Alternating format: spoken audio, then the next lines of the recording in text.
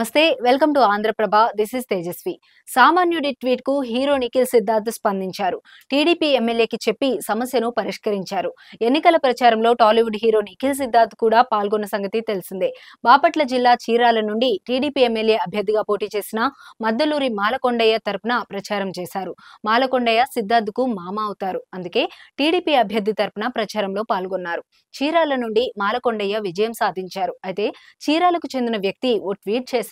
పట్టణంలోని పువ్వాడవారి వీధి పాత సూర్య ఆసుపత్రి ఎదురుగా ఉన్న అపార్ట్మెంట్ లో నివాస ప్రాంతంలో స్థానికులు చెత్తను తీసుకొచ్చి రోడ్డుపై పడేస్తున్నారని, అక్కడ అపరిశుభ్ర వాతావరణంతో కంపు కొడుతోందని, అటువైపు వెళ్లాలంటే ముక్కులు మూసుకోవాల్సిన పరిస్థితి ఉందన్నారు. దయచేసి అక్కడ నుండి చెత్త కోసం ఏర్పాటు చేసిన కుండీని మరో ప్రాంతానికి తరలించాలని కోరారు. చీరాల మున్సిపాలిటీతో పాటుగా స్వచ్ఛ భారత్ అధికారుల్ని ట్యాగ్ చేశారు. ఈ ట్వీట్ ను హీరో నిఖిల్ గమనించారు. వెంటనే స్పందించి తన మామ చీరాల ఎమ్మెల్యే మాలకొండయ్య దృష్టికి ఈ సమస్యను తీసుకెళ్లారు. వెంటనే స్పందించిన ఎమ్మెల్యే చీరాల మున్సిపల్ అధికారులకు సమాచారం ఇచ్చారు. వెంటనే తగిన చర్యలు తీసుకోవాలని ఆదేశించారు.